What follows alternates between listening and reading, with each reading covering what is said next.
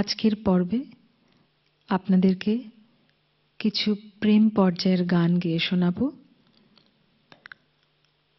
আসলে প্রেম মানুষের জীবনে যেমন অপরিহার্য, তেমনি রবীন্দ্রনাথের প্রেমের গানে আমরা বারবার পেয়েছি প্রতীক্ষা, আকুলতা, ব্যথার কথা। সেই রকমই কিছু গান আজকে আমি বেছে নিয়েছি।